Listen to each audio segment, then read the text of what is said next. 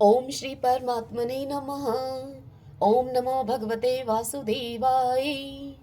आज श्रीमद् भागवत महापुराण तृतीय स्कंद के अध्याय 24 और 25 की पावन कथा में हम आज सुनेंगे श्री कपिल देव जी का जन्म और देवहूति का प्रश्न तथा भगवान कपिल के द्वारा भक्ति योग की महिमा का उनसे वर्णन करना। आज के पावन दिन हम इस पावन कथा का रसपान करेंगे। ओम श्री कृष्णाय नमो नमः। श्री मैत्रेय जी विदुर जी से कहते हैं, हे विदुर जी, उत्तम गुणों से सुशोभित मनु कुमारी देवहूति ने जब ऐसी वैराग्य युक्त बातें कही, तब कृपालु कर्दम मुनि को भगवान विष्णु के कथन का स्मरण हो आया और उन्होंने उससे इस प्रकार कहा। कर्दम जी देवहूति से बोले, हे दोष रहित राजकुमारी, तुम अपने विषय में इस प्रकार खेद न करो। तुम्हारे गर्भ में अविनाशी भगवान विष्णु शीघ्र ही पधारेंगे।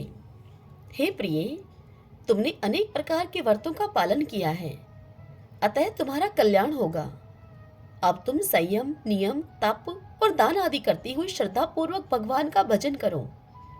इस प्रकार आराधना करने पर श्रीहरि तुम्हारे गर्भ से अवतीर्ण होकर मेरा यश बढ़ावेंगे और ब्रह्मा ज्ञान का उपदेश करके तुम्हारे हृदय की अहंकारमयी ग्रंथि का छेदन करेंगे।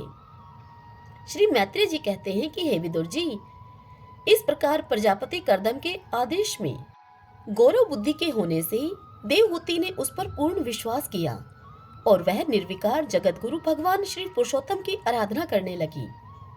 इस प्रकार बहुत समय बीत जाने पर भगवान मधुसूदन कर्दम जी के वीर्य का आश्रय लेकर उसके गर्भ से इस प्रकार प्रकट हुई जैसे कि काष्ठ में से अग्नि प्रकट होती है। उस समय आकाश में मेघ जल बरसाते हुए गरज गरज कर बाजे बजाने लगे, गंधर्वगण गान करने लगे और अप्सराएं आनंदित होकर नाचने लगी। आकाश से देवताओं के बरसाए हुए दिव्य पुष्पों की वर्षा होने लगी। सब दिशाओं में आनंद छा गया, जलाशयों का जल निर्मल हो गया और सभी जीवों के मन प्रसन्न हो गए। इसी समय सरस्वती नदी से घिरे हुए कर्दम जी के उस आश्रम में मरीचि आदि मुनियों के सहित श्री ब्रह्मा जी आए। हे शत्रुदमन विदुर जी, इस प्रकार स्वतः सिद्ध ज्ञान से संपन्न अजन्मा ब्रह्मा जी को यह मालूम हो गया था कि साक्षात परब्रह्मा भगवान विष्णु सांख्य शास्त्र का उपदेश करने के लिए अपने विशुद्ध सतोमय अंश से अवतीर्ण हुए हैं। अतः भगवान जिस कार्य को करना चाहते थे उसका उन्होंने विशुद्ध चित्त से अनुमोदन एवं आदर किया और अपनी संपूर्ण इंद्रियों से प्रसन्नता प्रकट करते हुए कर्दम जी से इस प्रकार कहा। श्री ब्रह्मा जी ने कर्दम ऋषि से कहा, हे प्रिय कर्दम, तुम दूसरों को सम्मान देने वाले हो। तुमने मेरा सम्मान करते हुए जो मेरी आज्ञा का पालन किया है, इससे तुम्हारे द्वारा निष्कपट भाव से मेरी पूजा संपन्न हुई है। पुत्रों को अपने पिता की सबसे बड़ी सेवा यही करनी चाहिए कि उनके द्वारा जो पुत्रों को आज्ञा मिले उस आदेश का सम्मान करते हुए उनके आदर पूर्वक उनके आदेश को स्वीकार करे। हे बेटा, तुम सभ्य हो। तुम्हारी ये सुंदर कन्याएं अपने वंशों के द्वारा इस सृष्टि को अनेक प्रकार से बढ़ावेंगी। अब तुम मरीचि आदि मुनिवरों को इनके स्वभाव और रुचि के अनुसार अपनी कन्याएं समर्पित करो और संसार में अपना सुयश फैलाओ। हे मुने, मैं जानता हूँ जो संपूर्ण प्राणियों की निधि हैं, उनके अभिष्ट मनोरथ पूर्ण करने वाले हैं, वे आदि पुरुष श्री नारायण ही अपनी योग माया से कपिल के रूप में अवतीर्ण हुए हैं। फिर देवहूति से ब्रह्मा जी बोले, हे राजकुमारी, सुनहरे बाल, कमल जैसे विशाल नेत्र और कमलांकित चरण कमलों वाले शिशु के रूप में कैटबासुर को मारने वाले साक्षात श्री हरि ने ज्ञान विज्ञान के द्वारा कर्मों की वासनाओं का मूलोच्छेदन करने के लिए तेरे गर्भ में प्रवेश किया है। ये अविद्याजनित मोह की ग्रंथि को काटकर पृथ्वी में स्वच्छेदन करेंगे। ये सिद्ध गणों के स्वामी और सांख्याचार्यों के भी माननीय होंगे।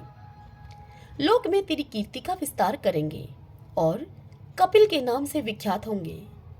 श्री मैत्रेय जी विदुर जी से कहते हैं कि हे विदुर जी, जगत की सृष्टि करने वाले ब्रह्मा जी उन दोनों को इस प्रकार से आश्वासन देकर नारद और सनकादि को साथ में लेकर हंस पर चढ़कर ब्रह्मालोक को चले गए। ब्रह्मा जी के चले जाने के बाद करदम जी ने उनके आज्ञा के अनुसार मरीचि आदि प्रजापतियों के साथ अपनी कन्याओं का विधि पूर्वक विवाह कर दिया। उन्होंने अपनी कला नाम वाली कन्या मरीचि ऋषि को, अनुसुईया अत्रि ऋषि को, श्रद्धा अंगिरा ऋषि को और हविर्भू पुलसत्य ऋषि को समर्पित की। पुलह को उनके अनुरूप गति नाम की कन्या दी। क्रतु के साथ परम साध्वी क्रिया का विवाह किया। भृगु जी को ख्याति नाम की और वशिष्ठ जी को अरुंधति नाम की कन्या समर्पित की। अर्थर्वा ऋषि को शांति नाम की कन्या दी, जिससे कि यज्ञ कर्म का विस्तार किया जाता है। करदम जी ने उन विवाहित ऋषियों का उनकी पत्नियों के सहित खूब सत्कार किया। हे विदुर जी, इस प्रकार विवाह हो जाने के बाद वे सब ऋषि करदम जी की आज्ञा लेकर अति आनंद पूर्वक अपने अपने आश्रमों को चले गए। करदम जी ने देखा कि उनके यहाँ साक्षात देवाधिदेव श्री हरि ने ही अवतार लिया है। तब वे एकांत में उनके पास गए और उन्हें प्रणाम करके वे इस प्रकार से कहने लगे, अहो, आपने पाप कर्मों के कारण इस दुख में संसार में नाना प्रकार से पीड़ित होते हुए पुरुषों पर देवगण तो बहुत काल बीतने पर प्रसन्न होते हैं, किंतु जिनके स्वरूप को योगी जन अनेकों जन्मों के साधन से सिद्ध हुई सुदृढ़ समाधि के द्वारा एकांत में देखने का प्रयत्न करते हैं, अपने भक्तों की रक्षा करने वाले वे श्री हरि हम विषय लोलुपों के द्वारा होने वाली अपनी अवज्ञा का कुछ भी विचार न करके आज हमारे घर अवतीर्ण हुए हैं। आप वास्तव में अपने भक्तों का मान बढ़ाने वाले हैं। आपने अपने वचनों को सत्य करने और सांख्य योग का उपदेश करने के लिए ही मेरे यहाँ अवतार लिया है। हे भगवान, आप प्राकृत रूप से रहित हैं। आपके जो चतुर्भुज आदि अलौकिक रूप हैं, वे ही आपके योग्य हैं, तथा जो मनुष्य सदृश रूप आपके भक्तों को प्रिय लगते हैं, वे भी आपको रुचिकर प्रतीत होते हैं। आपका पाद पीठ तत्वज्ञान की इच्छा से विद्वानों के द्वारा सर्वदा वंदनीय है, तथा आप ऐश्वर्य, वैराग्य, यश, गान, वीर्य और श्री इन 6 ऐश्वर्यों से पूर्ण हैं। मैं आपकी शरण में हूँ। हे भगवान, आप पर ब्रह्मा हैं, सारी शक्तियाँ आपके अधीन हैं। प्रकृति पुरुष, महत्तत्व, काल, त्रिविध अहंकार, समस्त लोक एवं लोकपालों के रूप में आप ही प्रकट हैं, तथा आप सर्वज्ञ परमात्मा ही सारे प्रपंच को चेतना शक्ति के द्वारा अपने में लीन कर लेते हैं। अतः इन सब से परे भी आप ही हैं। मैं आप भगवान कपिल की शरण लेता हूँ। हे प्रभु, आपकी कृपा से मैं तीनों ऋणों से मुक्त हो गया हूँ और मेरे सभी मनोरथ पूर्ण हो चुके हैं। अब मैं संन्यास मार्ग को ग्रहण करके आपका चिंतन करते हुए शोक रहित होकर विचरूंगा। आप समस्त प्रजाओं के स्वामी हैं, अतएव इसके लिए मैं आपकी आज्ञा चाहता हूँ। यह सुनकर श्री भगवान ने करदम ऋषि से कहा, हे मुने, वैदिक और लौकिक सभी कर्मों में संसार के लिए मेरा कथन ही प्रमाण है। इसलिए मैंने जो तुमसे कहा था कि मैं तुम्हारे यहाँ जन्म लूंगा, उसे सत्य करने के लिए ही मैंने यह अवतार लिया है। इस लोक में मेरा यह जन्म लिंग शरीर से मुक्त होने की इच्छा वाले मुनियों के लिए आत्म दर्शन में उपयोगी प्रकृति आदि तत्वों का विवेचन करने के लिए ही हुआ है। आत्मज्ञान का यह सूक्ष्म मार्ग बहुत समय से लुप्त हो गया है। इसे फिर से परिवर्तित करने के लिए ही मैंने यह शरीर ग्रहण किया है। तुम ऐसा जानो। हे मुने, मैं आज्ञा देता हूँ कि तुम इच्छा अनुसार जाओ और अपने संपूर्ण कर्म मुझे अर्पण करते हुए दुर्जय मृत्यु को जीतकर मोक्ष पद प्राप्त करने के लिए मेरा भजन करो। मैं स्वयं प्रकाश और संपूर्ण जीवों के अंतःकरणों में रहने वाला परमात्मा ही हूँ। अतः जब तुम विशुद्ध बुद्धि के द्वारा अपने अंतःकरण में मेरा साक्षात्कार कर लोगे, तब सब प्रकार के शोकों से छुटकर निर्भय पद अर्थात मोक्ष को तुम प्राप्त कर लोगे। माता देवहूति को भी मैं संपूर्ण कर्मों से छुड़ाने वाला आत्मज्ञान प्रदान करूंगा, जिससे कि यह संसार रूप भय से पार हो जाएगी। इतनी कथा सुनाकर श्री मैत्रेय जी विदुर जी से कहते हैं कि हे विदुर जी, भगवान कपिल के इस प्रकार कहने पर प्रजापति करदम जी उनकी परिक्रमा करके प्रसन्नता पूर्वक वन को चले गए। वहां अहिंसा में संन्यास धर्म का पालन करते हुए वे एकमात्र श्री भगवान की शरण हो गए और अग्नि तथा आश्रम का त्याग करके निसंग भाव से वे पृथ्वी पर विचरने लगे। जो कार्य कारण से अतीत है सतवादी गुणों का प्रकाशक एवं निर्गुण है और अनन्य भक्ति से ही प्रत्यक्ष होता है, उस पर ब्रह्मा में उन्होंने अपना मन लगा दिया। वे अहंकार, ममता और सुख दुख आदि द्वंद्वों से छुटकर समदर्शी अर्थात भेद दृष्टि से रहित होकर सब में अपने आत्मा को ही देखने लगे। उनकी बुद्धि अंतर्मुख एवं शांत हो गई। उस समय धीर करदम जी शांत लहरों वाले समुद्र के समान जान पड़ते थे। परम भक्ति भाव के द्वारा सर्वांतर्यामी सर्वज्ञ श्री वासुदेव में चित्त को स्थिर हो जाने से वे सारे बंधनों से मुक्त हो गए थे। संपूर्ण भूतों में अपने आत्मा श्री भगवान को और संपूर्ण भूतों को आत्म स्वरूप श्री हरि में स्थित देखने लगे। इस प्रकार इच्छा और द्वेष से रहित सर्वत्र समबुद्धि और भगवत भक्ति से संपन्न होकर श्री करदम जी ने भगवान का परम पद प्राप्त कर लिया। ओम नमो नारायण, ओम नमो नारायण। श्री शौनक जी ने सूत जी से पूछा, हे सूत जी, तत्वों की संख्या करने वाले भगवान कपिल साक्षात अजन्मा नारायण होकर भी लोगों को आत्मज्ञान का उपदेश करने के लिए अपनी माया से उत्पन्न हुए थे। मैंने भगवान के बहुत से चरित्र सुने हैं, तथापि इन योगी परवर पुरुष श्रेष्ठ कपिल जी की कीर्ति को सुनते सुनते मेरी इंद्रियां तृप्त नहीं होती। सर्वथा सर्वतंत्र श्री हरि अपनी योग माया के द्वारा भक्तों की इच्छा के अनुसार शरीर धारण करके जो जो लीलाएं करते हैं वे सभी कीर्तन करने योग्य हैं। अतः आप मुझे वे सब भी सुनाइए, मुझे उन्हें सुनने में बड़ी श्रद्धा है। यह सुनकर सूत जी कहते हैं कि हे मुने, आपकी ही भांति जब विदुर जी ने भी यह आत्मज्ञान विषयक प्रश्न किया, तब श्री व्यास जी के सखा भगवान मैत्रेय जी प्रसन्न होकर उनसे इस प्रकार कहने लगे। श्री मैत्रेय जी ने विदुर जी से इस प्रकार कहा, हे विदुर जी, पिता के वन में चले जाने पर भगवान कपिल जी माता का प्रिय करने की इच्छा से उस बिंदुसर तीर्थ में रहने लगे। एक दिन तत्व समूह के पारदर्शी भगवान कपिल कर्म कलाप से विरत होकर आसन पर विराजमान थे। उस समय ब्रह्मा जी के वचनों का स्मरण करके देवहूति ने उनसे इस प्रकार कहा। देवहूति उनसे बोली, हे भूमन, हे प्रभो, इन दुष्ट इंद्रियों की विषय लालसा से मैं बहुत ऊब गई हूँ और इनकी इच्छा पूरी करते रहने से ही घोर अज्ञान अंधकार में पड़ी हुई हूँ। अब आपकी कृपा से मेरी जन्म परंपरा समाप्त हो चुकी है।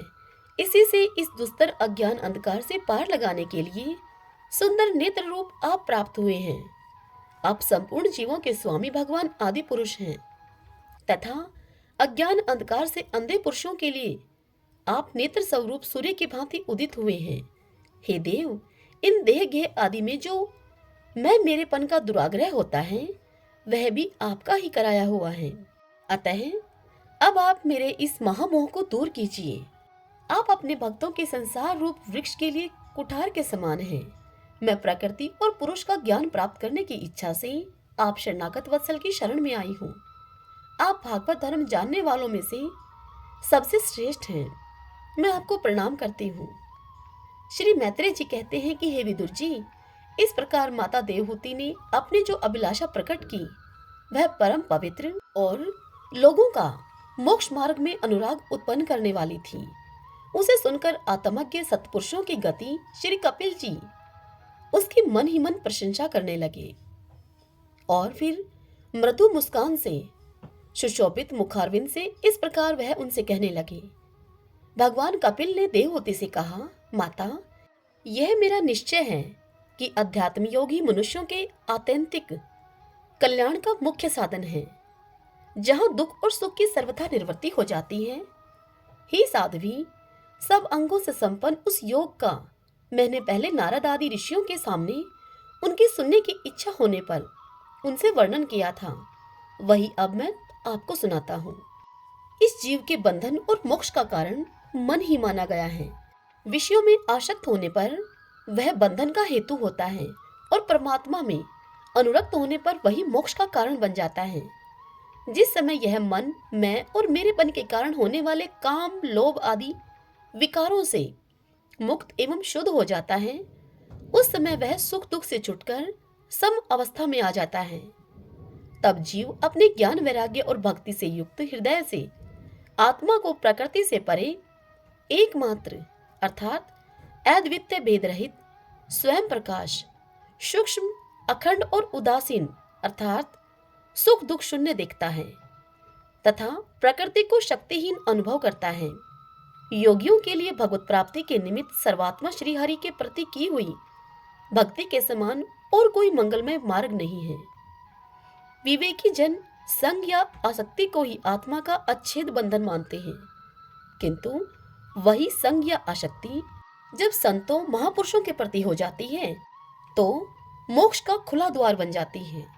जो लोग सहनशील, दयालु, समस्त देहदारियों के अकारण हेतु किसी के प्रति भी शत्रुभाव न रखने वाले, शांत, सरल स्वभाव और सत्पुरुषों का सम्मान करने वाले होते हैं, जो मुझ में अनन्य भाव से सदृढ़ प्रेम करते हैं, मेरे लिए संपूर्ण कर्म तथा अपने सगे संबंधियों को भी त्याग देते हैं, वे मेरे प्राण रहकर मेरी पवित्र कथाओं का श्रवण और कीर्तन करते हैं तथा वे मुझ में ही चित्त को लगाए रहते हैं। उन भक्तों को संसार के तरह तरह के ताप कोई कष्ट नहीं पहुंचाते हैं। हे साध्वी, ऐसे ऐसे सर्वसंग परित्यागी महापुरुष ही साधु होते हैं। तुम्हें उन्हीं के संग की इच्छा करनी चाहिए, क्योंकि वे आसक्ति से उत्पन्न सभी दोषों को हर लेने वाले हैं। सत्पुरुषों के समागम से मेरे पराक्रमों का यथार्थ ज्ञान कराने वाली तथा हृदय और कानों को प्रिय लगने वाली कथाएं होती हैं। उनका सेवन करने से शीघ्र ही मोक्ष मार्ग में श्रद्धा, प्रेम और भक्ति का कर्मशः विकास होगा। फिर मेरी सृष्टि आदि लीलाओं का चिंतन करने से प्राप्त हुई भक्ति के द्वारा लौकिक एवं पारलौकिक सुखों में वैराग्य हो जाने पर मनुष्य सावधानता पूर्वक योग के भक्ति प्रधान सरल उपायों से सम्माहित होकर मनोनिग्रह के लिए यत्न करेगा। इस प्रकार प्रकृति के गुणों से उत्पन्न हुए शब्द आदि विषयों का त्याग करने से, वैराग्य युक्त ज्ञान से, योग से और मेरे प्रति की हुई सदृढ़ भक्ति से मनुष्य मुझ अपने अंतरात्मा को इस देह में ही प्राप्त कर लेता है। यह सुनकर देवहूति ने कहा, हे भगवान, आपकी समुचित भक्ति का स्वरूप क्या है और मेरे जैसी अबलाओं के लिए कैसी भक्ति ठीक है, जिससे कि मैं सहज में ही आपके निर्वाण पद को प्राप्त कर सकूं। हे निर्वाण स्वरूप प्रभु, जिसके द्वारा तत्वज्ञान होता है और जो लक्ष्य को भेदने वाले बाण के समान भगवान की प्राप्ति कराने वाला है, वह आपका कहा हुआ योग कैसा है और उसके कितने अंग हैं? हे हरे, यह सब आप मुझे इस प्रकार समझाइए जिससे कि आपकी कृपा से मैं मंदमती स्त्री जाति भी इस दुर्बोध विषय को सुगमता से समझ सकूं। श्री मैत्रेय जी विदुर जी से कहते हैं कि हे विदुर जी, जिसके शरीर में उन्होंने स्वयं जन्म लिया था, उस अपनी माता का ऐसा अभिप्राय जानकर कपिल जी के हृदय में स्नेह उमड़ आया और उन्होंने प्रकृति आदि तत्वों का निरूपण करने वाले शास्त्र का, जिसे सांख्य कहते हैं, उसका उपदेश किया। साथ ही भक्ति विस्तार एवं योग का भी वर्णन किया। श्री भगवान ने कहा, हे माता, जिसका चित्त एकमात्र भगवान में ही लग गया है, ऐसे मनुष्य की वेद विहित कर्मों में लगी हुई तथा विषयों का ज्ञान कराने वाली अर्थात कर्म इंद्रियां एवं ज्ञान इंद्रियां, दोनों प्रकार की इंद्रियां, उन इंद्रियों की जो सतमूर्ति श्री हरि के प्रति स्वाभाविक की प्रवृत्ति है, वही भगवान की अहुत की भक्ति है। यह मुक्ति से भी बढ़कर है, क्योंकि जिस प्रकार जठर अग्नि अर्थात जठरानल जिस प्रकार खाए हुए अन्न को पचाता है, ठीक उसी प्रकार यह भी कर्म संस्कारों के भंडार रूप लिंग शरीर को तत्काल भस्म कर देती है। मेरी चरण सेवा में प्रीति रखने वाले और मेरी ही प्रसन्नता के लिए समस्त कार्य करने वाले कितने ही बड़भागी भक्त, जो एक दूसरे से मिलकर प्रेम पूर्वक मेरे ही पराक्रमों की चर्चा किया करते हैं, मेरे साथ एक ही भाव अर्थात सायुज्य मोक्ष की भी इच्छा नहीं करते। हे मां, वे साधुजन अरुण नयन एवं मनोहर मुखारविंद से युक्त मेरे परम सुंदर एवं वरदायक दिव्य रूपों की झांकी करते हैं और उनके साथ सह प्रेम संभाषण भी करते हैं, जिसके लिए बड़े बड़े तपस्वी भी लालायित रहते हैं। दर्शनीय, अंग प्रत्यंग, उदार, हास विलास, मनोहर चितवन और सुमधुर वाणी से युक्त मेरे उन रूपों की माधुरी में उनका मन और इंद्रियां फंस जाती हैं। ऐसी मेरी भक्ति न चाहने पर भी उन्हें परम पद की प्राप्ति करा देती है।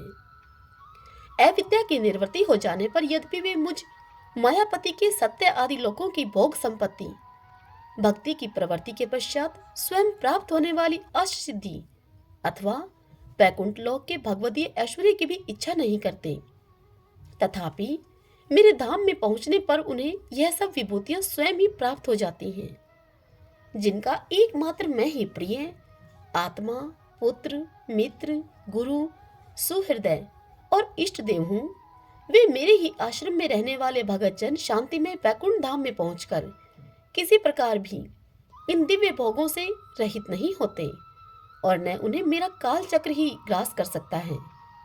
हे माता जी, जो लोग इहलोक और परलोक इन दोनों लोकों में साथ जाने वाले वासनामय लिंग देह को तथा शरीर से संबंध रखने वाले जो धन, पशु एवं ग्रह आदि पदार्थ हैं, उन सबको और अन्य अन्य संग्रहों को भी छोड़कर अनन्य भक्ति से सब प्रकार से मेरा ही भजन करते हैं, उन्हें मैं मृत्यु रूप संसार सागर से पार कर देता हूँ। मैं साक्षात भगवान हूँ, प्रकृति और पुरुष का भी प्रभु हूँ तथा समस्त प्राणियों का मैं आत्मा हूँ। मेरे सिवा और किसी का आश्रय लेने से मृत्यु रूप महाभय से छुटकारा नहीं मिल सकता। मेरे भय से वह वायु चलती है, मेरे भय से सूर्य तपता है, मेरे भय से इंद्र वर्षा करता है और अग्नि जलाती है तथा मेरे ही भय से मृत्यु अपने कार्य में प्रवृत्त होता है। योगी जन ज्ञान वैराग्य युक्त भक्ति योग के द्वारा शांति प्राप्त करने के लिए मेरे निर्भय चरण कमलों का आश्रय लेते हैं। संसार में मनुष्य के लिए सबसे बड़ी कल्याण प्राप्ति यही है कि उसका चित्त तीव्र भक्ति योग के द्वारा मुझ में लगकर स्थिर हो जाए। हरि ओम तत्सत। ओम नमो नारायण। ओम नमो नारायण। भक्तजनों, आज की यह कथा यही समाप्त होती है। कल की कथा में हम सब सुनेंगे महद आदि भिन्न भिन्न तत्वों की उत्पत्ति का वर्णन तथा प्रकृति पुरुष के विवेक से मोक्ष प्राप्ति का वर्णन। कल के दिन हम इस पावन कथा को सुनेंगे। जय श्री कृष्ण। राधे राधे।